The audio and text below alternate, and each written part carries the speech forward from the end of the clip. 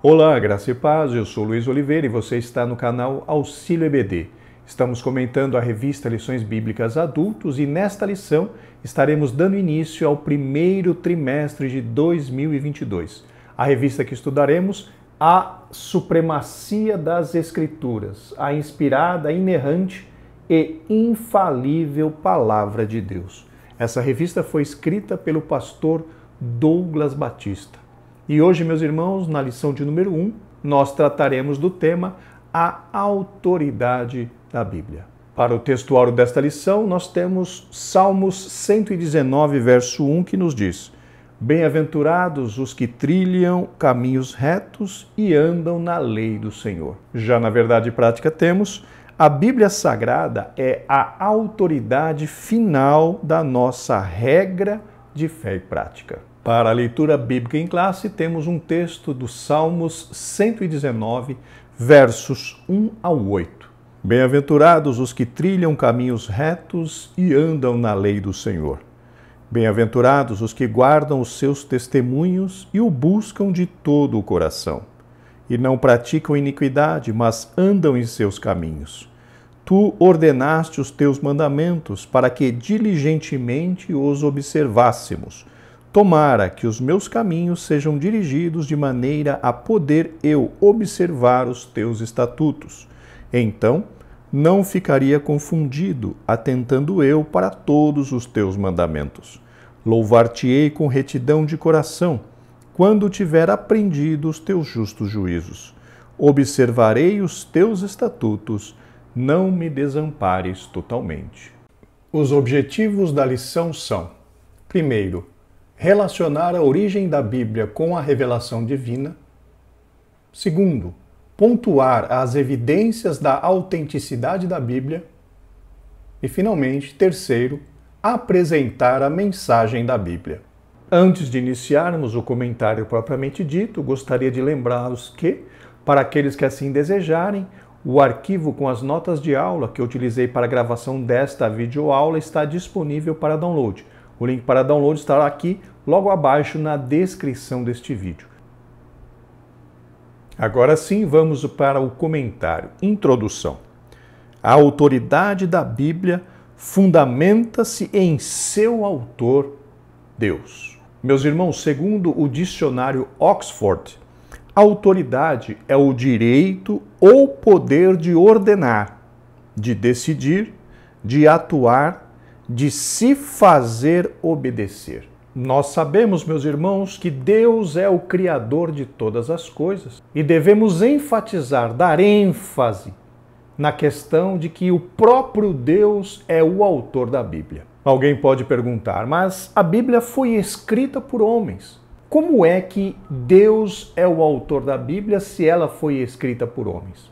A questão, queridos irmãos, é que verdadeiramente a Bíblia foi escrita por homens, mas esta escrita ela foi inspirada pelo Espírito Santo. Então, mesmo que tenha sido homens que escreveram a Bíblia, cerca de 40 homens foram os autores dos textos bíblicos, todos eles foram inspirados pelo Espírito Santo. E é o apóstolo Pedro, queridos irmãos, quem nos conta, nos mostra como é que se deu essa questão da inspiração. Vamos ler o que está ali em 2 de Pedro, capítulo 1, versículos 20 e 21. Vamos ler na Nova Versão Transformadora. Acima de tudo, saibam que nenhuma profecia nas Escrituras surgiu do entendimento do próprio profeta, nem de iniciativa humana. Estes homens foram impulsionados pelo Espírito Santo e falaram da parte de Deus. Vejam, queridos irmãos, então, neste texto escrito pelo apóstolo Pedro, ele nos diz claramente que os textos bíblicos eles não foram produzidos através da vontade humana, mas os escritores foram impulsionados pelo Espírito Santo para escrever o que escreveram. Já neste começo de lição, queridos, eu gostaria de frisar, deixar muito claro para os irmãos. O nosso Deus é o autor da Bíblia. Apesar de que essas escrituras foram escritas, por homens, estes homens foram inspirados pelo Espírito Santo. Portanto, a Bíblia é a palavra de Deus escrita. Meus irmãos, pelo fato de a Bíblia ter sido inspirada pelo Espírito Santo, como vimos há pouco, nós cremos que ela é a palavra de Deus. Algumas pessoas, alguns segmentos evangélicos defendem que a Bíblia contém a palavra de Deus. Mas nós, assembleanos, nós acreditamos, nós cremos que a Bíblia não contém a palavra de Deus, mas sim que a Bíblia é a palavra de Deus, infalível, inerrante palavra do nosso Deus. Inclusive, nós encontramos essa afirmação na declaração de fé das Assembleias de Deus. Vamos ler o que está ali escrito, na página 28, na edição do Kindle. Cremos, professamos e ensinamos que a Bíblia Sagrada é a palavra de Deus, única revelação escrita de Deus dada pelo Espírito Santo, escrita para a humanidade e que o Senhor Jesus Cristo chamou as Escrituras Sagradas de a palavra de Deus. Então vejam, queridos irmãos, já no começo da lição, nós estamos enfatizando essa questão. A Bíblia foi escrita por homens, sob a inspiração do Espírito Santo, e por causa disso, nós consideramos a Bíblia como sendo a palavra de Deus. Assim sendo, a autoridade dela depende total e exclusivamente do Altíssimo e não dos homens. Aqui então, meus irmãos, como essa lição está tratando da autoridade da Bíblia, o comentarista menciona aqui que essa autoridade não depende dos homens e sim unicamente de Deus. Como é que nós podemos entender essa questão? Nesse sentido, precisamos tocar num assunto bastante importante. Deus deu a todos os homens a liberdade de escolher o que as pessoas querem para si. Isso é chamado de livre-arbítrio. Nós temos liberdade de escolher o que quer que nós queiramos e Deus respeitará essa escolha. Quando comparamos essa questão da autoridade da Bíblia com o livre-arbítrio, talvez possa nos causar alguma estranheza na mente. Porque vejam bem, o comentarista está dizendo que a autoridade da Bíblia depende de Deus e não dos homens. Mas e se os homens não considerarem ou não acatarem a autoridade da Bíblia? É certo, meus irmãos, que a Bíblia é a autoridade, ou seja, ela exerce autoridade sobre os seres humanos, porque ela é a palavra de Deus. Deus é o Criador, Deus inspirou os escritores que elaboraram a Bíblia Sagrada, e a Bíblia Sagrada, a palavra de Deus, tem sim autoridade sobre os homens. Mas nós sabemos que a maioria das pessoas não se submetem à autoridade da Bíblia. A Bíblia é autoridade, mas a maioria da população, desculpa uma expressão chula que eu vou usar aqui, não está nem aí para a palavra de Deus. Despreza, desobedece, até desdenha e faz chocarrice da palavra de Deus, desprezando essa autoridade que ela tem. Diante dessa situação, meus irmãos, onde é que fica a autoridade da palavra de Deus? É aí que entra algo bastante importante. A comprovação da autoridade da Bíblia sobre a humanidade vai se confirmar, sabe quando? Vai se confirmar no dia do juízo. As pessoas estão livres para desprezar a palavra. As pessoas estão livres para desobedecer a palavra de Deus. As pessoas estão livres até para fazer chocarrice de Deus se quiserem. Mas chegará um dia, queridos irmãos, que todas essas pessoas serão julgadas por aquilo que está na palavra de Deus. A palavra de Deus é a regra, é a referência, é a norma pela qual todos os seres humanos serão julgados. Vamos ler o que está ali em João capítulo 12, versículos 47 e 48 na Almeida Revista e Corrigida. E se alguém ouvir as minhas palavras e não crer, eu não julgo, porque eu não vim para julgar o mundo, mas para salvar o mundo. Quem me rejeitar a mim e não receber as minhas palavras, já tem quem o julgue. A palavra que tenho pregado, essa o há de julgar no último dia. Essas palavras, meus irmãos, são do Senhor Jesus Cristo. Ele afirmou claramente que no último dia, no dia do juízo, a humanidade será julgada pela palavra de Deus. Vocês entendem agora, então, onde é que está a autoridade da Bíblia? Ela será a referência usada pelo nosso Deus para julgar toda a humanidade.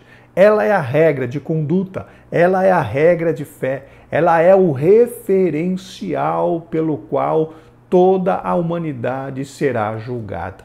Aí então está nessa condição em que reside então a autoridade da Bíblia. Nós, como cristãos, servos de Deus, precisamos nos sujeitar a essa autoridade. Em primeiro lugar, entendendo essa autoridade e, em segundo lugar, nos sujeitando a ela. Porque, conforme já dissemos muitas e muitas vezes durante as ministrações passadas, a palavra de Deus é a nossa única regra de fé e prática. Nós precisamos basear as nossas vidas, a nossa vida, no que diz a palavra de Deus. Seguir as suas ordenanças, seguir os seus mandamentos, porque ela tem autoridade sobre a nossa vida. Nós seremos julgados pelo que está escrito na palavra de Deus. Desse modo, além da Bíblia, a igreja não possui outra fonte infalível de autoridade. Conforme eu acabei de mencionar, a humanidade será julgada de acordo com o que está registrado na Bíblia. Ou seja, nenhum outro livro, nenhum outro escrito tem esta mesma autoridade. Por isso, então, como eu já repeti várias vezes, a Bíblia é a nossa única regra de fé e prática. Nesta lição, veremos a origem da Bíblia, sua autenticidade e mensagem revelada na palavra de Deus. Ou seja, aqui temos uma visão geral dos tópicos tratados nesta lição. Tópico 1, a origem da Bíblia e a revelação divina. Subtópico 1, a origem da Bíblia.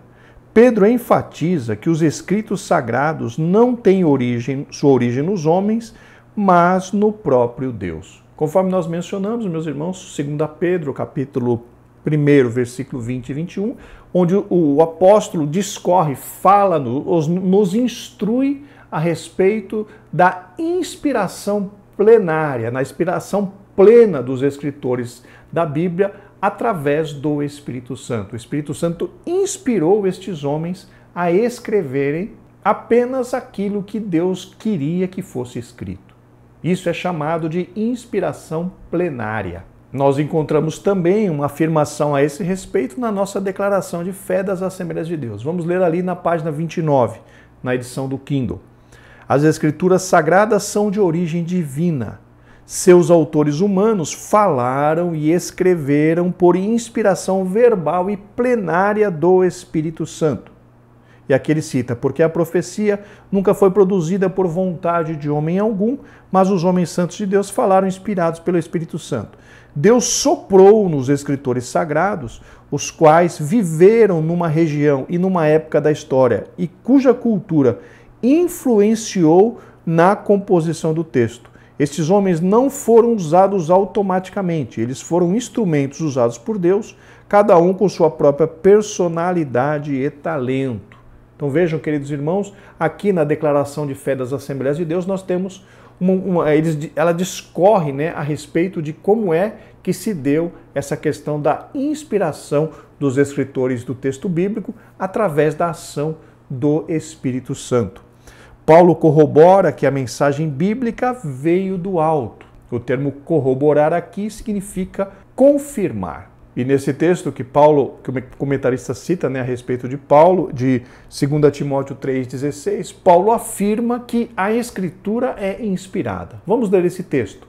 2 Timóteo, capítulo 3, versículo 16, na Nova Versão Transformadora. Toda a Escritura é inspirada por Deus, Paulo afirmando, e apta, e útil para nos ensinar o que é verdadeiro e para nos fazer perceber o que não está em ordem em nossa vida. Ela nos corrige quando erramos e nos ensina a fazer o que é certo.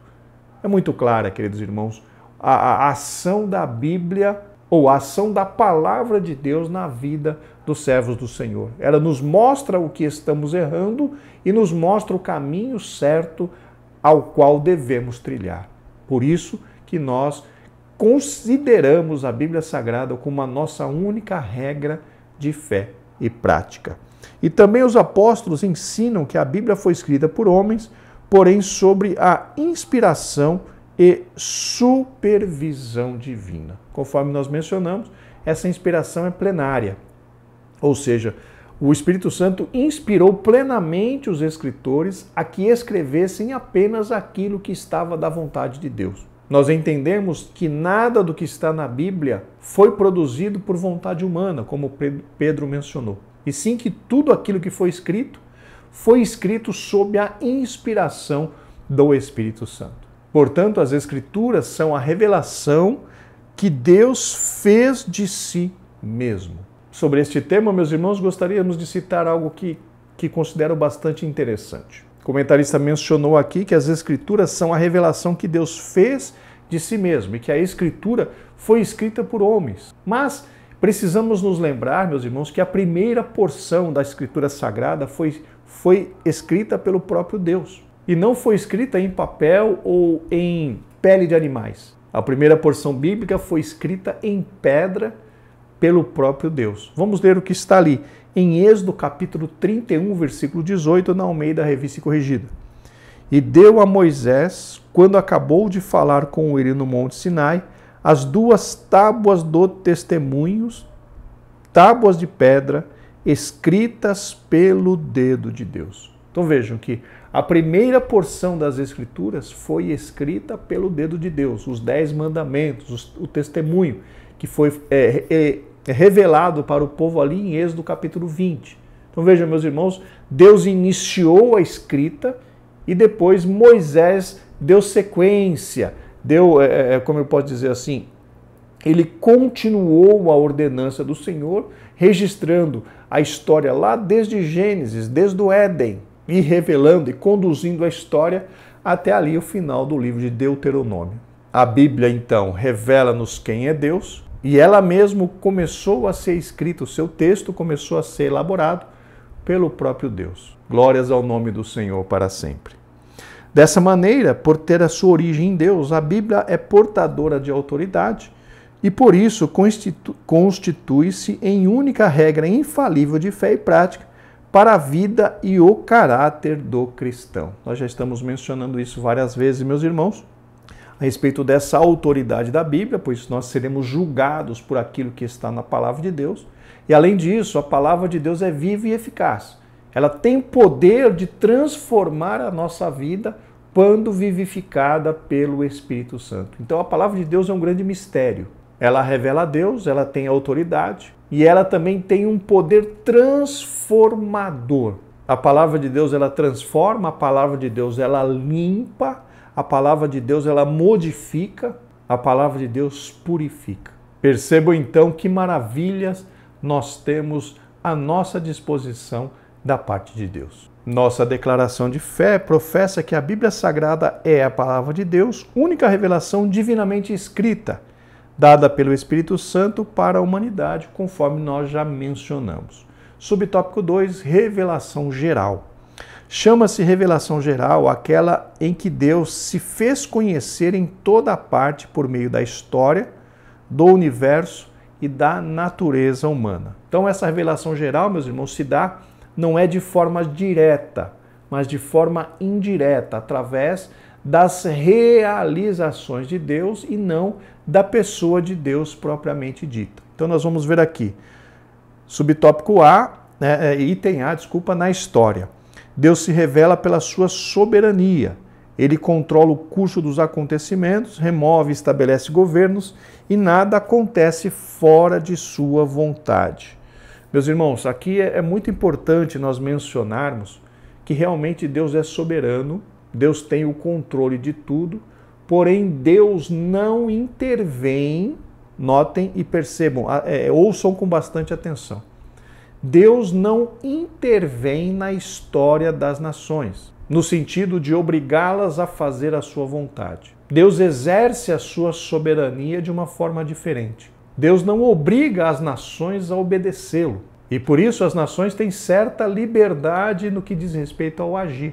Percebam, por exemplo, que nós tivemos, no século passado, duas grandes guerras. A Primeira Guerra Mundial e a Segunda Guerra Mundial, onde houveram milhões de mortos. Os governos totalitários da Europa, Hitler, Mussolini, e lá do outro lado, lá no Oriente, lá aquelas nações que se uniram para participar da Segunda Guerra Mundial. Nós vemos na história os grandes campos de concentração onde milhares de judeus foram exterminados. Vejam, meus irmãos, os judeus são o povo escolhido por Deus, o povo da promessa de Deus.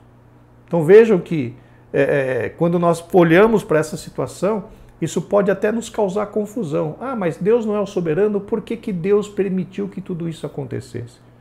Meus irmãos, a humanidade tem liberdade. Nós temos liberdade de escolha. Deus exerce a sua soberania para que o seu plano seja cumprido. Jó disse, né? Eu sei, Senhor, que tudo podes e nenhum dos seus planos pode ser impedido. Realmente, Deus é o soberano, mas ele não age de forma contínua, por exemplo, para mudar situações em governos, mudar situações de perseguição, mudar situações como eu posso dizer, de injustiça social, como nós estamos vendo acontecendo em todos os sentidos. Deus deu liberdade para o homem, para que ele viva do jeito que ele escolha. Porém, chegará um dia em que toda a carne dará conta de si mesma diante de Deus. Vamos ler um texto que está ali, em Atos, capítulo 14, versículo 15 a 17, na Almeida Revista e Corrigida. E dizendo: varões, por que fazeis estas coisas? Nós também somos homens como vós, sujeitos às mesmas paixões, e vos anunciamos que vos convertais dessas vaidades ao Deus vivo, que fez o céu e a terra e o mar e tudo quanto há neles, o qual, percebam, o qual, nos tempos passados, deixou andar todos os povos em seus próprios caminhos. Contudo, não se deixou a si mesmo sem testemunho, beneficiando-vos lá do céu, dando-vos chuvas e tempos frutíferos, enchendo de mantimento e de alegria o vosso coração. Aqui é Paulo, meus irmãos, falando para aquele povo que queria sacrificar a eles. Paulo dizendo, olha, Deus permitiu que todos os povos andassem nos seus próprios caminhos, ou seja, eles escolhessem como gostariam, como queriam viver. Porém, chegará um dia, meus irmãos, onde todos estes povos, todas essas pessoas terão que dar conta diante de Deus, tendo a Bíblia como referência de vida. Deus exerce a sua autoridade, por exemplo, no que diz respeito à vida da igreja. Deus cuida da igreja. Deus exerce a autoridade cuidando também do povo de Israel, apesar de que Israel sempre foi perseguido. Podemos perceber na história claramente, em muitas situações, o agir de Deus na vida do povo de Israel. Então, queridos irmãos, Deus exerce a sua soberania desta forma, cuidando do seu povo, cuidando de Israel de uma certa forma. Enfim, é dessa forma que hoje Deus exerce a sua soberania. Mas chegará um período em que Cristo Jesus, nosso Senhor, ele governará este mundo por 1000 anos. E aí sim, todo o povo que estiver vivo naquela época conhecerá a verdadeira autoridade e soberania do Deus Todo-Poderoso. Item B, no universo.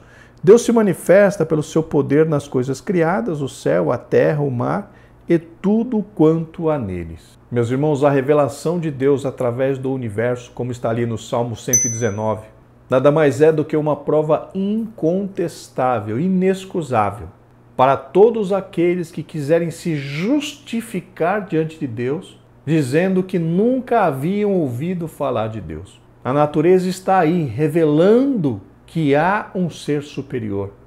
A natureza está aí, revelando que deve certamente haver um Criador.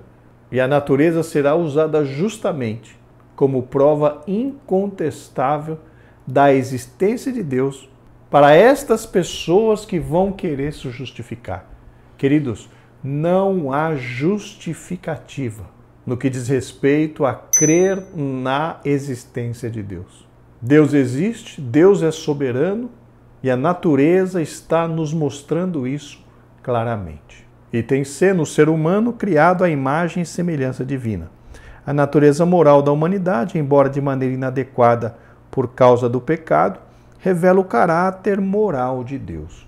Aqui, meus irmãos, nessa questão que o comentarista pontuou, o ser humano realmente foi criado à imagem e semelhança de Deus.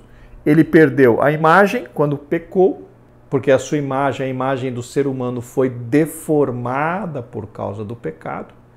Porém, ainda permaneceu, durante muito tempo, a consciência do pecado dentro do ser humano. E nós vimos, por exemplo, que na nossa cultura ocidental, que foi uma cultura fortemente influenciada pela religião, pelo ensinamento da religião, a consciência popular estava impregnada de conhecimento religioso. E esse conhecimento religioso fazia com que as pessoas freassem, fossem mais comedidas, ou seja, fossem mais devagar na questão da liberação para o pecado. Mas o que nós estamos vendo ultimamente, nos últimos 30 anos, o que nós estamos presenciando, meus irmãos, é uma mudança cultural profunda. O reino das trevas está promovendo uma mudança cultural tão profunda que está conseguindo remover da vida das pessoas essa consciência moral, pois o inferno está conseguindo destruir todos os fundamentos cristãos no senso comum, na mente das pessoas. Não existe mais uma referência, não existe mais uma verdade absoluta, ou seja, a Bíblia é a verdade absoluta, a Bíblia é a verdade de Deus para nós.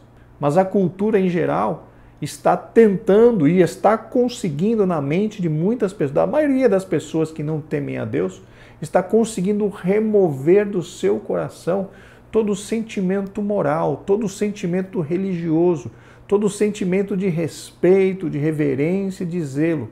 E isso está causando um mal tremendo na humanidade. Cada vez mais nós vemos o mundo atolado no lamaçal do pecado de uma forma terrível. Não há mais freio, não há mais nada, meus irmãos, que consiga parar as pessoas no que diz respeito à sua vida de pecado. Cada vez mais nós temos ouvido falar a respeito de pecados terríveis que têm acontecido, situações terríveis, pessoas defendendo o aborto de uma forma ferrenha, não levando em consideração que um feto, um óvulo fecundado já é uma vida.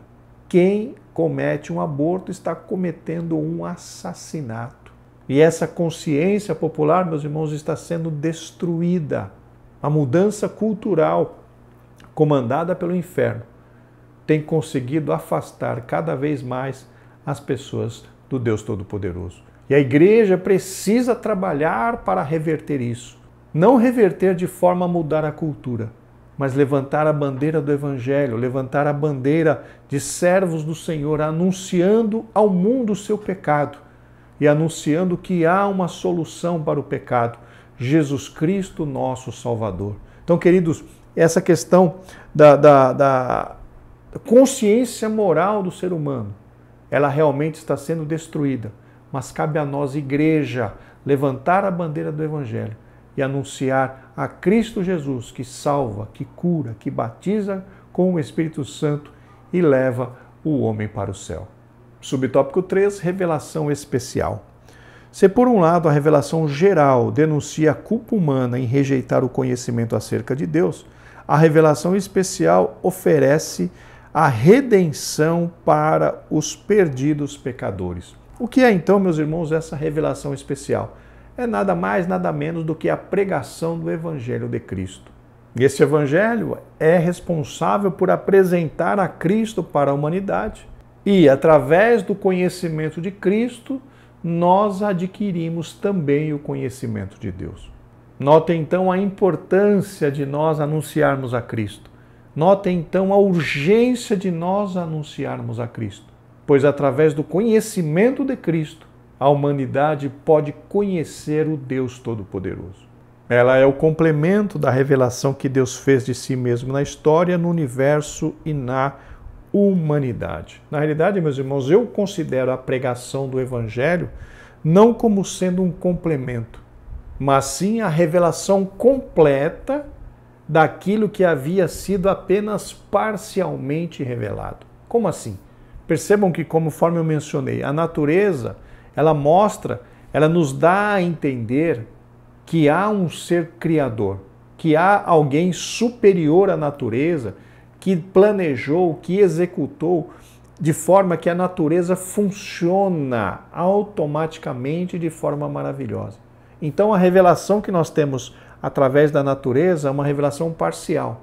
Nos dá a entender, a natureza nos dá a entender que há um ser superior, há um Deus criador, há um criador da natureza, alguém que esteja acima dela, que a criou e a organizou. Eu considero isso como sendo uma revelação indireta. Já o Evangelho não é indireto. Já o Evangelho não é uma revelação parcial. O Evangelho é uma revelação completa. Então o Evangelho não vem completar a revelação geral. O Evangelho vem descortinar, revelar tudo aquilo que estava apenas parcialmente revelado, conforme eu mencionei. A natureza, ela não revela Deus completamente. A história, ela não revela Deus completamente. Mas o Evangelho sim. O Evangelho revela Cristo completamente. E através do conhecimento de Cristo podemos conhecer quem é Deus. Então, queridos, daí nós vemos a importância de nós realmente pregarmos o Evangelho, ensinarmos o Evangelho para as pessoas, porque o Evangelho é a revelação completa a respeito do Deus Salvador, do Deus Todo-Poderoso.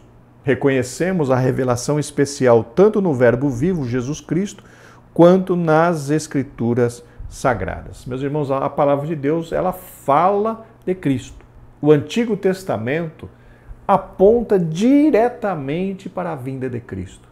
Já o Novo Testamento, nós temos ali nos Evangelhos o retrato, ou seja, a retratação não, que eu digo, a revelação da vida de Cristo nos Evangelhos. E depois, Atos e nas Epístolas, nós vemos a formação básica, a formação estrutural doutrinária da Bíblia, da igreja, da igreja, baseada o quê? Na vida de Cristo, nas ordenanças de Cristo. Então, Cristo Jesus está desde o livro de Gênesis até o livro do Apocalipse. A Bíblia está aí para nos revelar a Cristo. E através do conhecimento de Cristo, nós podemos conhecer a Deus. Por que eu estou enfatizando tanto essa questão, meus irmãos, de conhecer a Cristo, que precisamos conhecer a Cristo para conhecer a Deus? Porque o próprio Senhor Jesus Cristo falou isso ali no Evangelho segundo São João. Ninguém viu a Deus. Porém, quem olha para Cristo, quem conhece a Cristo, conhece a Deus. Quem olha para Cristo não vê Cristo, não vê apenas Cristo. Vê Deus na vida de Cristo, porque eles estavam tão intimamente ligados que quem olhava para Cristo via Deus. Tanto que Filipe pediu para o Senhor, mostra-nos o Pai, o que nos basta. E o Senhor Jesus Cristo disse a ele, Filipe, eu estou há tanto tempo convosco e não tens me conhecido? Quem vê a mim, vê o Pai. O que significa isso, meus irmãos? Significa que o Senhor Jesus Cristo estava tão entronizado em Deus que quem via Cristo também estava vendo a Deus. E é exatamente isso que precisa acontecer conosco em relação a Cristo. Quem olhar para nós precisa ver Cristo nas nossas vidas. E como é que isso acontece? Quando nós estamos empenhados em, dia após dia, nos parecermos mais e mais com Cristo, estarmos cada vez mais ligados a Cristo, nos esforçando para nos tornarmos exatamente iguais a Ele. Então, pelo que vemos nas Escrituras, precisamos conhecer a Cristo para podermos conhecer a Deus. E nós, como servos de Deus, precisamos imitar a Cristo para que as pessoas, quando olhem para nós, vejam Cristo nas nossas vidas. É por meio da revelação contida nas Escrituras que conhecemos a pessoa de Cristo. Estes, os sinais, porém, foram escritos para que creais que Jesus é o Cristo, o Filho de Deus, e para que, crendo, tenhais vida em seu nome. Justamente, meus irmãos, conforme mencionei, a Bíblia revela-nos a Cristo Jesus. E através do conhecimento de Cristo, nós temos condição de conhecer a Deus. Chegamos agora ao tópico 2, evidências da autenticidade da Bíblia. Subtópico 1, evidências internas. A palavra autenticidade tem origem no grego autentes, como significado daquilo que é verdadeiro. Quando aplicado às Escrituras, o termo indica a autoridade da Bíblia. Então, quando se fala aqui em autenticidade, significa que é autêntico, que é verdadeiro. A Bíblia realmente é a verdadeira palavra de Deus. Ela é autêntica, ela é verdadeira. Conforme mencionamos, existe uma parte da sociedade que não acredita na Bíblia como palavra de Deus, porque eles alegam que a Bíblia foi escrita por homens e eles não vão seguir escritos, né? não vão seguir aquilo que foi escrito por alguém como eles. Mas eles ignoram, meus irmãos, a questão que já mencionamos a respeito da inspiração plenária da Bíblia. A Bíblia realmente foi escrita por homens, ela é autêntica, por quê? Porque ela foi inspirada plenariamente pelo Espírito Santo. Só está escrito na Bíblia aquilo que Deus quis que fosse escrito. E o próprio apóstolo Paulo nos diz que tudo o que foi escrito para nosso ensino foi escrito. Ou seja, tudo que está na Bíblia é para o nosso ensino. Nesse sentido, a Bíblia autentica a si mesma, como está lá em 2 Timóteo 3,16, quando Paulo diz, né, que toda escritura é divinamente inspirada. A Bíblia falando que ela própria é inspirada por Deus. Ela mesmo autenticando, dizendo que ela é verdade, que ela é autêntica, que ela é verdadeira. Dentre as evidências internas, destacam-se item A, unidade e consistência. No período aproximado de 1.600 anos, a Bíblia foi escrita em 2 idiomas principais e um dialeto, o grego, o hebraico e o aramaico, por cerca de 40 pessoas de diferentes classes sociais em lugares e circunstâncias distintas que abordaram centenas de temas. Apesar de todas essas implicações, o conteúdo bíblico é consistente e seus escritos se harmonizam, formando um todo sem qualquer contradição. Aqui, meus irmãos, é um grande mistério da Bíblia. A Bíblia foi escrita por cerca de 40 autores, em épocas diferentes. 1.600 anos demorou, né? Foi o período em que a Bíblia foi escrita por cerca de 40 pessoas diferentes lugares, em diferentes épocas. E, no entanto, a Bíblia se encaixa perfeitamente, os 66 livros se encaixam perfeitamente sem nenhuma contradição. Os assuntos se complementam, os assuntos se explicam, as passagens interagem entre uma e outra, o que seria impossível se a Bíblia, né, fosse de autoria humana. Isso que temos hoje em mãos, como a Bíblia Sagrada, se fosse autoria humana, seria impossível nós termos um livro como esse. Um livro com tanta unidade, com essa unidade e com essa consistência de informações. Meus irmãos, a Bíblia é a palavra de Deus. Item B, a ação do Espírito Santo.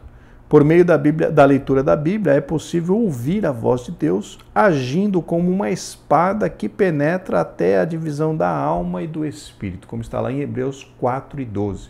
Meus irmãos, em relação a essa questão da ação do Espírito Santo em relação a palavra de Deus, temos pelo menos 2 situações.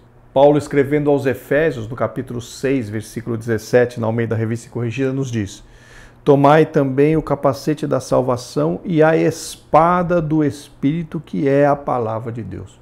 Paulo chama aqui a palavra de Deus de espada do Espírito, ou seja, uma arma espiritual. O comentarista menciona aqui, na ação do Espírito Santo, a palavra de Deus é uma arma na mão do Espírito Santo. Uma arma tanto para destruir fortalezas, quanto também um recurso para trazer purificação para as nossas vidas. O Espírito Santo vivifica a palavra em nós E essa palavra vivificada pelo Espírito Santo tem poder de transformar as nossas vidas. E além disso, ainda existe uma outra questão. A Bíblia Sagrada só pode ser entendida através da ajuda do Espírito Santo. A Bíblia, meus irmãos, é um mistério. Entender a Bíblia é um grande mistério. O homem natural, segundo Paulo mencionou e escreveu, não consegue entender as coisas do Espírito. Então, quando nós vamos ler a Bíblia, nós precisamos da ajuda do Espírito Santo. É Ele quem nos revela as verdades bíblicas. É Ele quem nos revela os mistérios da palavra de Deus. É Ele quem desnuda os nossos olhos para que possamos entender o significado da palavra de Deus. Muitos sábios tentaram, sábios que eu digo humanamente falando, acham a Bíblia um livro muito chato e confuso. Por quê? Porque eles estão lendo, examinando a Bíblia baseada no seu conhecimento humano. Só que a Bíblia é a revelação de Deus. A Bíblia, para ser entendida, precisa da ajuda, da inspiração, da revelação do Espírito Santo. Sem isso, meus irmãos, nós não conseguiremos entender em profundidade a palavra de Deus. Nós precisamos do Espírito Santo ao nosso lado para nos revelar as verdades da palavra de Deus. Sem ele, a palavra de Deus é hermética, é fechada. Nós conseguiremos apenas um conhecimento raso e muito superficial da palavra. Precisamos da ajuda do Espírito Santo. Vamos ler o que está ali em João 14, 26, na Almeida Revista e Corrigida. Mas aquele Consolador, o Espírito Santo, que o Pai enviará em meu nome, vos ensinará todas as coisas e vos fará lembrar de tudo quanto vos tenho dito. Esse ensinará todas as coisas, meus irmãos, está relacionado diretamente à palavra de Deus, às Escrituras Sagradas. É o Espírito Santo quem nos ajuda a compreender os mistérios que nós encontramos na Bíblia. Sem ele, nós não conseguimos ir muito fundo. Sem ele, nós não conseguimos sair da superfície do conhecimento. Somente através do Espírito Santo, que as revelações das verdades bíblicas, elas são descortinadas diante de nós e nós passamos a compreender melhor a palavra de Deus. Como os discípulos no caminho de Emaús, aquele que aceita a mensagem da palavra experimenta a chama do Espírito arder no coração e passa a compreender o plano da salvação. Meus irmãos, essa questão da ardência no coração, quando somos expostos à palavra de Deus, isso nada mais é do que a ação regeneradora e purificadora do Espírito Santo no coração do ouvinte. Quando nós damos liberdade, quando nós nos rendemos à ação do Espírito Santo, ele tem o poder de transformar a nossa vida através da palavra de Deus. E é justamente isso que acontece quando nós damos liberdade para o Espírito Santo trabalhar em nossas vidas.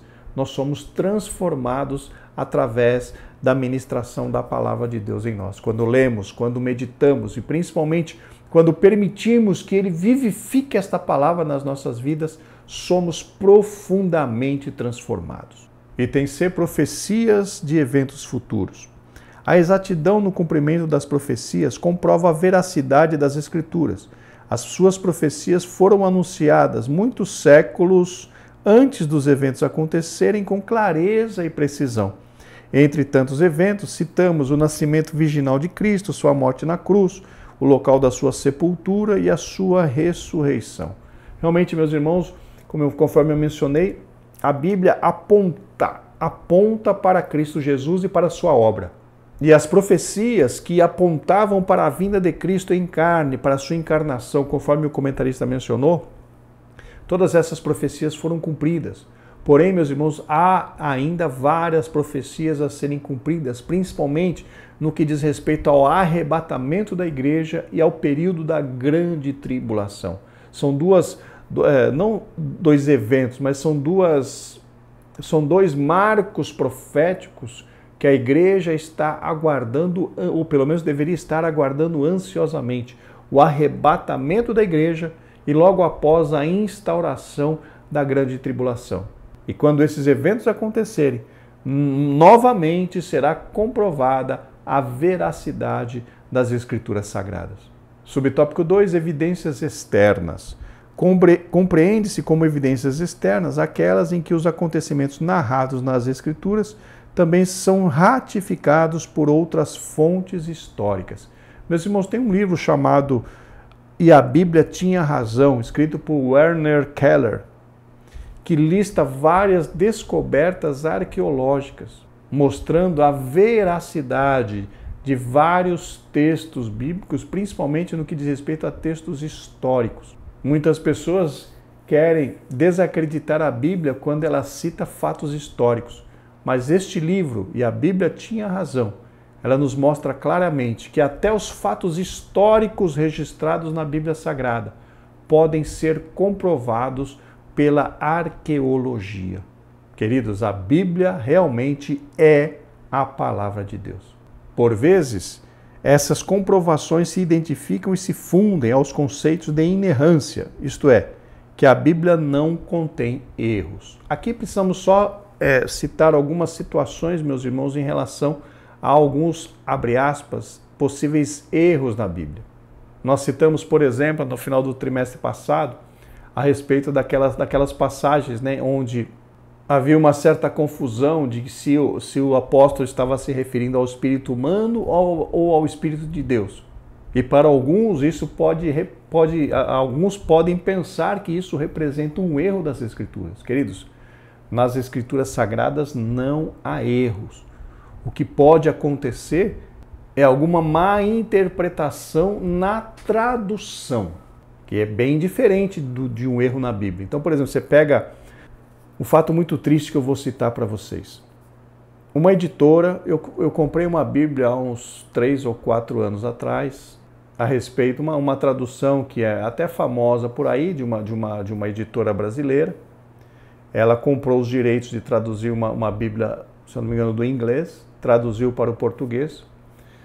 Meus queridos irmãos, eu devo ter encontrado pelo menos uns 400 erros de português nessa Bíblia Sagrada. Eu falei com o diretor dessa editora, o editor me disse que eles foram enganados, porque eles pagaram por uma equipe de revisão, né, de revisores do texto bíblico, porém o texto bíblico carregado de erros de português. No mínimo, eu li essa Bíblia inteira, e eu ia tirando foto do WhatsApp, tirando foto e mandando do WhatsApp para esse diretor dessa editora, mostrando para eles os erros em português. Eu li a Bíblia inteira e achei no mínimo 400 erros de língua portuguesa nessa Bíblia. Aí alguém pode pensar, mas então contém erros na Bíblia? Não, não contém erros na Bíblia. O texto original da Bíblia, escrito lá em grego, em hebraico e aramaico, não contém erros.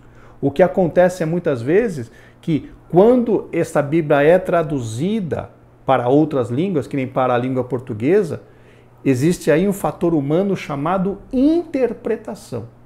O tradutor vai interpretar o que está escrito no texto bíblico original e vai traduzir para o português. E muitas vezes ele escolhe uma palavra que não expressa o sentido original que Deus queria transmitir através ali do grego, do hebraico ou mesmo do aramaico. Então não significa que o texto bíblico original tenha erro. O que acontece é que muitas vezes na tradução pode-se usar uma palavra que não reflita exatamente aquilo que Deus gostaria de falar, aquilo que Deus estava falando no texto original da Bíblia.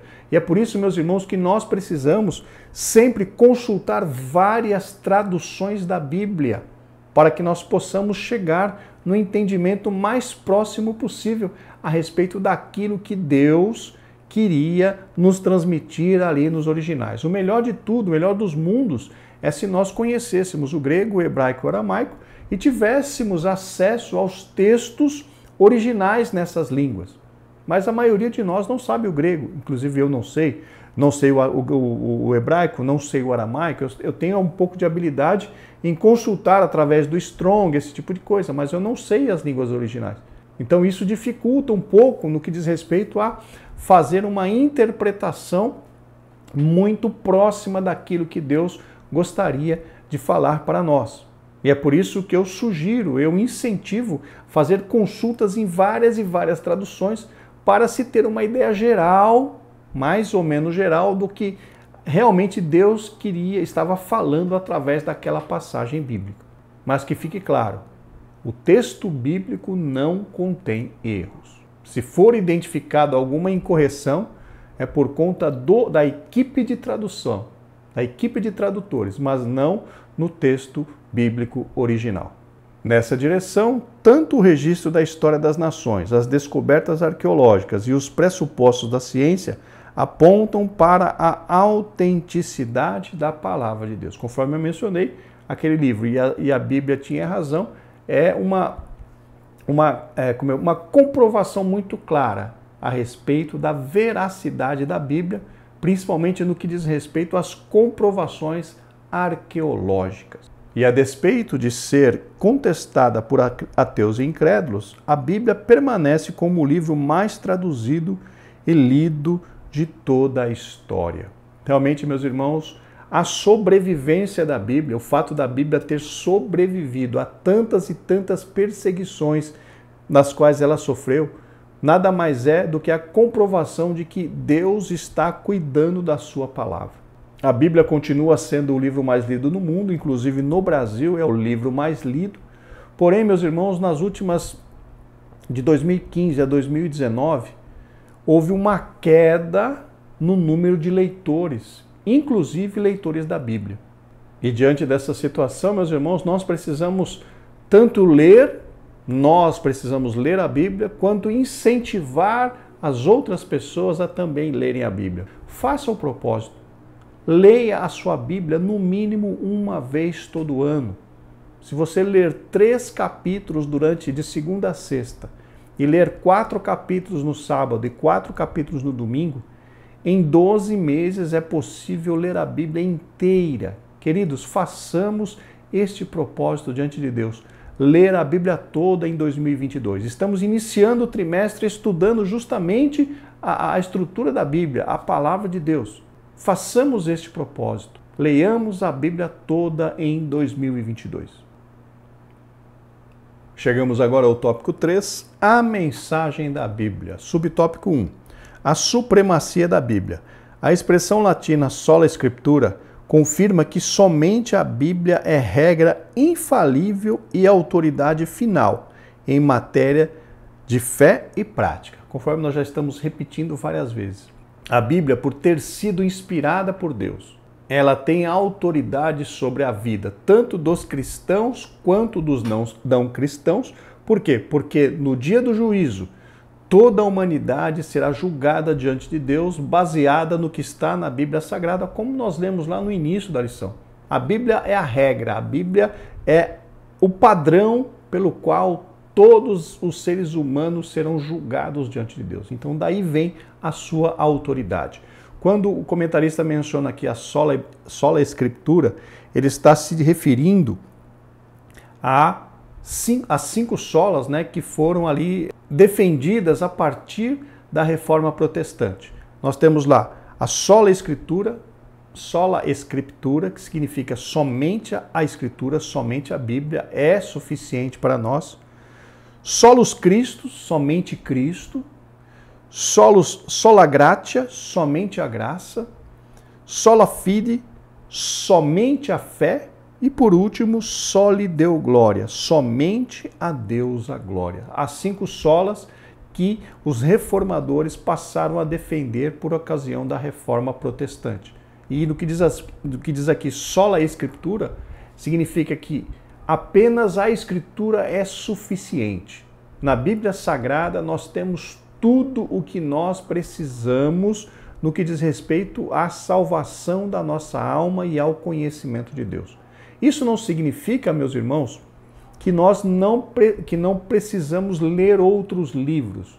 Sim, precisamos ler outros livros, porque esses outros livros, eles vêm eles vêm acrescentar em conhecimento, acrescentar em informação. Mas a nossa fonte primária de autoridade, o único livro que tem autoridade sobre as nossas vidas é a Bíblia Sagrada. Por isso que está aqui, sola Escritura. Só a Bíblia tem autoridade no que diz respeito aos assuntos espirituais das nossas vidas. Os outros livros, eles vêm complementar. Espero que isso tenha ficado claro para os irmãos, porque tem muitas pessoas que têm preconceito em ler outros livros a não ser a Bíblia. Não, meus irmãos, não podemos ter preconceito. Nós cremos na Bíblia, nós seguimos a Bíblia, mas nós lemos todos os outros livros que são, vamos dizer assim, edificantes. Porque eles vêm acrescentar informações, acrescentar conhecimento àquilo que a Bíblia está dizendo. E vem até muitas vezes a comprovar, a trazer comprovação dos conceitos e princípios que encontramos na palavra de Deus. Apesar de que a Bíblia, o sola Escritura, significa que a Bíblia é a nossa única regra de fé e prática, nós precisamos também dos outros livros para crescer, para agregar conhecimento. Nossa declaração de fé professa que a Bíblia fornece o conhecimento essencial e indispensável à nossa comunhão com Deus e com o nosso próximo. Assim sendo, não necessitamos de uma nova revelação extraordinária para a nossa salvação e o nosso crescimento espiritual. Então, como diz aqui, a Bíblia Sagrada, ela fornece todo o conhecimento essencial, tudo aquilo que nós precisamos para ser salvos. Ela exerce autoridade espiritual sobre nós. A Bíblia exerce a autoridade no que diz respeito a nos orientar, no que diz respeito à nossa vida com Deus. Somente a Bíblia tem autoridade para isso. Porém, conforme eu disse, outros livros agregam conhecimento, agregam experiências, agregam outras informações que vêm enriquecer o nosso conhecimento da própria Bíblia.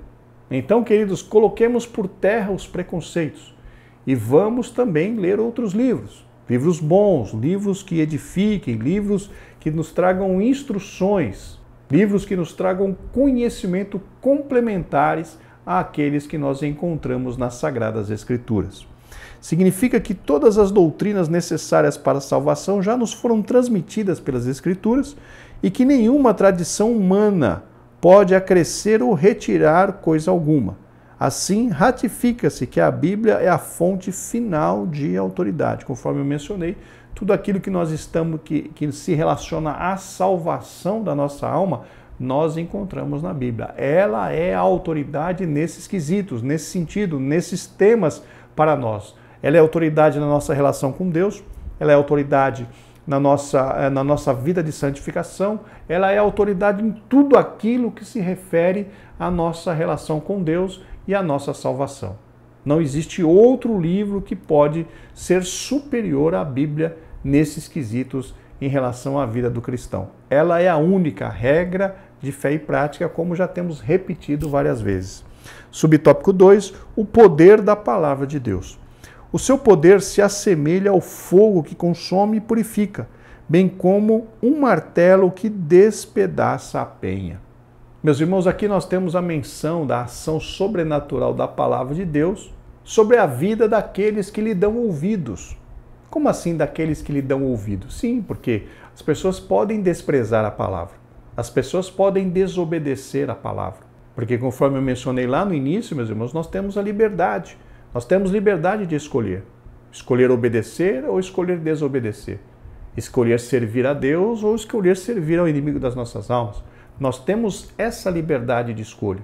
Então, para aqueles que aceitam a Bíblia Sagrada, se submetem aos ensinos da Bíblia Sagrada, esses conseguem ser tremenda e profundamente transformados através da ação da palavra vivificada pelo Espírito Santo. Quando o Espírito Santo vivifica esta palavra, ela age como um fogo purificador dentro do nosso coração. Ela quebra como um martelo as nossas resistências.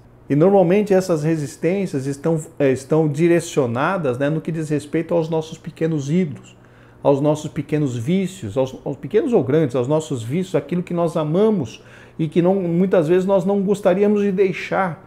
Mas a palavra vem, meus irmãos, e quebra as correntes do vício, quebra as correntes do pecado, que estavam nos aprisionando. O Senhor Jesus Cristo disse na sua palavra: e conhecereis a verdade vos libertará. E que libertação é essa, meus irmãos?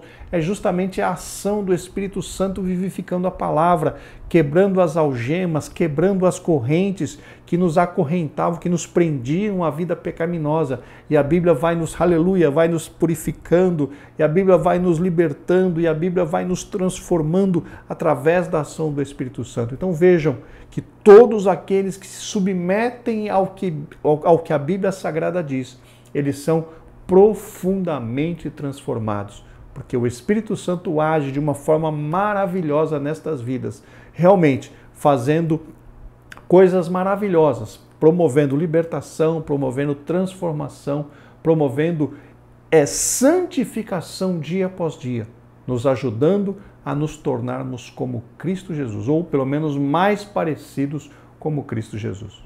As qualidades do fogo e do martelo indicam que nada pode impedir o cumprimento da palavra de Deus. Aqui, meus irmãos, mais uma vez, eu quero reforçar aquilo que eu já disse. A palavra de Deus, ela só age nas nossas vidas se nós permitirmos que isso aconteça. Ela só nos purifica se nós permitirmos, ela só nos lava se nós permitirmos. Ela só nos transforma se nós permitirmos. Mais uma vez, volto a reafirmar a questão da nossa liberdade. Nós temos liberdade de aceitar ou não o que diz a palavra de Deus. Inclusive, Estevão, na sua pregação, ele exortou aquele povo que estava ouvindo, dizendo que eles sempre resistiram ao Espírito Santo. Vamos ler o que está ali em Atos, capítulo 7, versículo 51, na Almeida Revista Corrigida. Homens de dura cerviz e incircuncisos de coração e ouvido, vós sempre resistis ao Espírito Santo, assim vós sois como vossos pais. Então, meus irmãos, nós temos liberdade de resistir à ação da palavra. Nós temos liberdade para isso. Porém, nós precisamos saber que um dia nós haveremos de prestar contas diante de Deus. Então, essa questão as qualidades do martelo, do fogo e do martelo indica que nada pode impedir o cumprimento da palavra de Deus, é justamente quando nós damos liberdade a ela, quando nós nos curvamos à ação da palavra. Porque se nós quisermos, nós podemos resistir, conforme nós mencionamos. Temos liberdade para fazer o que quisermos. Porém, nunca escaparemos de ser julgados por essa própria palavra. Então, que isso fique muito claro na mente de cada um de nós. O seu poder também é capaz de derrubar fortalezas espirituais que fazem oposição ao conhecimento divino. Aqui, meus irmãos, o comentarista menciona um texto ali de 2 Coríntios 10, 4 e 5, quando Paulo está falando do poder da palavra de Deus no que diz respeito à pregação do Evangelho. Quem prega o Evangelho debaixo da unção do Espírito Santo, com muita oração, com muito jejum, com muita dedicação a isso, o Espírito Santo vivifica a palavra pregada de uma tal maneira que realmente todas as barreiras espirituais contrárias são colocadas por terra. Mas isso é um momento muito específico da pregação. Paulo diz que as nossas armas não são carnais, mas sim poderosas em Deus para a destruição das fortalezas. E isso naquele contexto muito específico da pregação do Evangelho. Uma pessoa que vai para a praça, que vai para as ruas, que vai fazer o evangelismo debaixo da unção do Espírito Santo, com muita oração, com muito jejum, com uma vida realmente consagrada a Deus, meus irmãos, o poder do Espírito Santo se manifesta de uma forma tremenda. E realmente todas as barreiras, todas as oposições intelectuais são colocadas por terra por conta da ação do Espírito Santo vivificando a palavra. Mas entendam que isso é uma situação bastante específica, não acontece assim à torto e à direito de qualquer maneira, aleatoriamente. É uma situação bastante específica, essa questão da destruição das fortalezas. A palavra de Deus tem esse poder, mas precisa ser acompanhada de oração, de jejum, para que o Espírito Santo possa realmente manifestar o seu poder na vida dos ouvintes da palavra de Deus. A palavra de Deus tem poder, tal como uma espada, para penetrar no mais íntimo do ser humano e julgar os pensamentos e intenções do coração. Aqui, meus irmãos, o comentarista cita aquele versículo maravilhoso, né, que diz que a palavra de Deus é viva e eficaz. Quando nós nos submetemos a essa palavra, conforme nós já mencionamos, ela tem poder, queridos, para penetrar tão profundamente nas nossas vidas, que ela nos descobre completamente diante de Deus.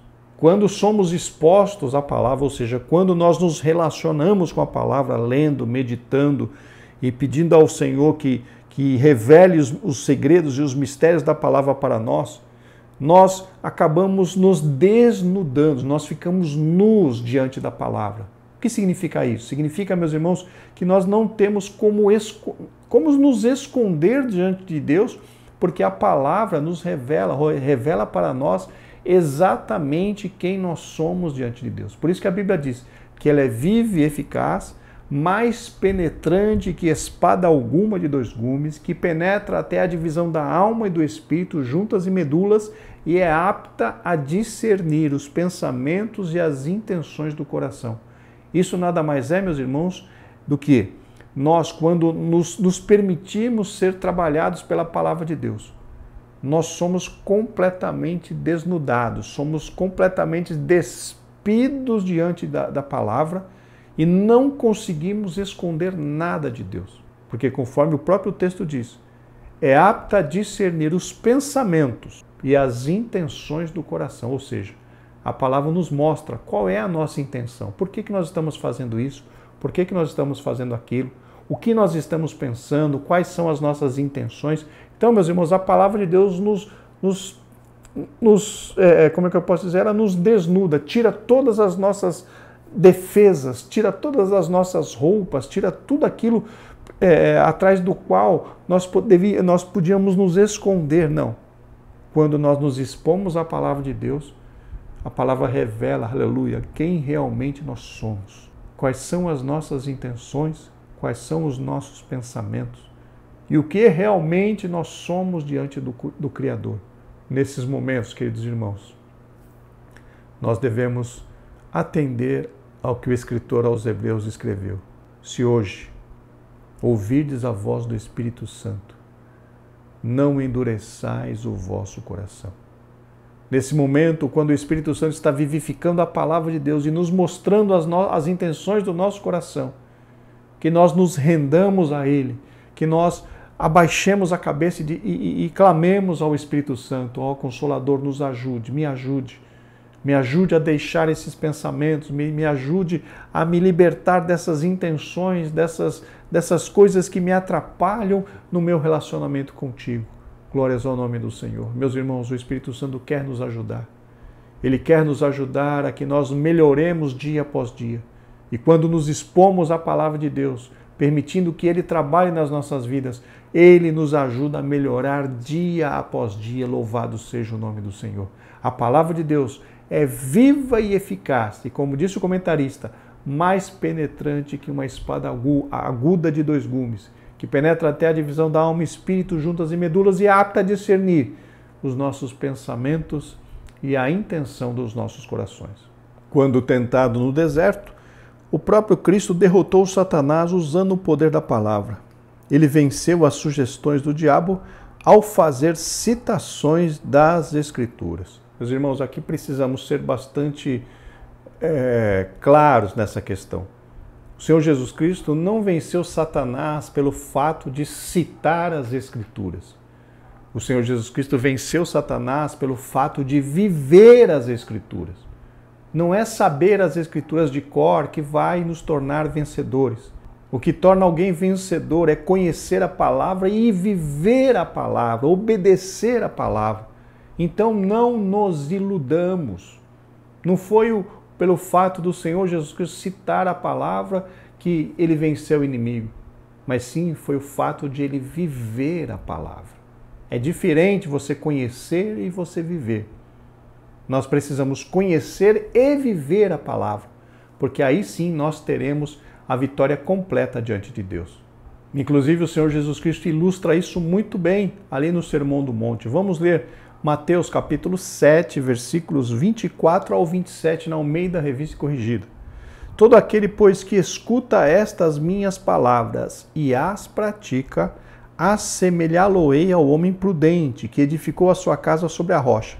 E desceu a chuva, e correram rios, e sopraram ventos, e combateram aquela casa, e não caiu, porque estava edificada sobre a rocha. Aquele que ouve estas minhas palavras e não as cumpre, compará-lo-ei ao homem insensato, tolo, que edificou a sua casa sobre a areia, e desceu a chuva, e correram rios, e sopraram ventos, e combateram aquela casa, e caiu, e foi grande a sua queda. Então, meus irmãos, aqui está muito claro o Senhor Jesus Cristo nessa parábola dizendo: quem ouve e obedece a palavra tem fundamento, está edificando a sua casa sobre rocha e não cairá com facilidade. Agora, aquele que conhece a palavra e não vive, não tem resistência alguma contra as provações. Então, repetindo mais uma vez, Jesus Cristo venceu o inimigo não pelo fato de ter apenas citado a palavra, mas pelo fato de estar vivendo a palavra, que é muito diferente, é muitíssimo diferente. Precisamos conhecer sim a palavra, mas também precisamos viver esta palavra. Subtópico 3, o propósito da Bíblia. Nossa declaração de fé ensina que a Bíblia é a mensagem clara, objetiva, entendível, completa e amorosa de Deus, cujo alvo principal é, pela persuasão do Espírito Santo, levar-nos à redenção em Jesus Cristo. Então aqui o comentarista menciona, que o propósito da Bíblia é anunciar a Cristo, conforme nós já mencionamos. E justamente, o Evangelho são as boas novas de que o povo que está lá fora não precisa ir para o inferno, porque Deus, através do sacrifício de Cristo Jesus, proveu para toda a humanidade uma oportunidade de se reconciliar com o Criador. Então, o propósito da Bíblia, o propósito primário, o principal propósito da Bíblia é anunciar a Cristo, anunciar a salvação em Cristo Jesus, a oportunidade que Deus está dando para a humanidade de se reconciliar com Ele. Este, então, é o propósito primário. O principal propósito da Bíblia Sagrada é justamente isso, anunciar a salvação em Cristo Jesus. Nela também se encontram revelados os códigos morais para a nossa sociedade. Digo, para a sociedade. O que significa essa questão dos códigos morais? Significa as regras de conduta. Como eu disse aos irmãos há pouco, o objetivo principal da Bíblia Sagrada é justamente anunciar a salvação em Cristo Jesus. Mas não apenas a salvação, porque a salvação é o primeiro passo. Na vida com Deus, meus irmãos, a salvação é o primeiro passo. Mas não se resume, a vida espiritual não se resume apenas na salvação. A partir da salvação entra então uma jornada, uma caminhada com Deus até o dia final da nossa redenção. Então percebam que a salvação é o primeiro passo, mas depois da salvação tem todo um caminho a ser trilhado até o momento da redenção, até o momento que nós morrermos ou então o Senhor Jesus Cristo vier buscar a sua igreja. E a Bíblia discorre sobre tudo isso, principalmente sobre salvação, que é seu objetivo primário, seu objetivo principal, anunciar a Cristo como Salvador.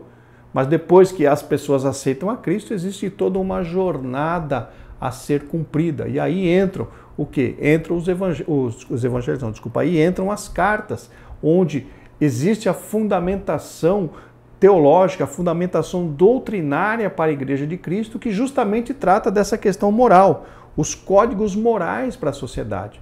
São ali nas cartas de Paulo, nas cartas dos apóstolos, ali nas epístolas gerais, que nós encontramos os detalhes a respeito de como é que um servo de Deus precisa se portar, precisa agir, precisa falar, precisa ser diante da sociedade. É justamente esses são os chamados códigos morais, aquilo que nos aproximam aquelas regras que nos mostram como é que Cristo agiria em cada uma daquelas situações. Esses então são os chamados os códigos morais. Ratifica-se que a moral bíblica não se relativiza, pois seus valores são absolutos. Nessa compreensão, a Bíblia é a revelação de Deus e de sua vontade à humanidade. O que essa questão da moral bíblica não se relativiza? Relativizar é mudar o marco, mudar a referência. Então, antigamente se dizia, fazer tal coisa é pecado. Hoje, para muitas das pessoas, não é mais pecado, ou seja, já se relativizou aquela questão do pecado. Mas, irmãos, nós precisamos entender o seguinte: Deus não muda, a Bíblia não muda, a Bíblia não mudou. Então, nós não temos como relativizar as coisas. Aquilo que era pecado lá atrás continua sendo pecado. O que é pecado para Deus é sempre pecado. Não tem como, não é que não tem como. Por mais que as pessoas queiram relativizar as coisas, não, mas não é bem assim que a Bíblia fala. Não é bem assim que devemos interpretar este texto. Não é bem assim que nós devemos considerar isso. Meus irmãos, quando começa com essa história do não é bem assim, significa que está querendo relativizar as coisas. O certo é, queridos irmãos, que o que a Bíblia diz que é pecado, é pecado. O que a Bíblia diz que é errado, continua sendo errado. Mesmo que algumas pessoas queiram dizer que está certo, a Bíblia diz que é errado.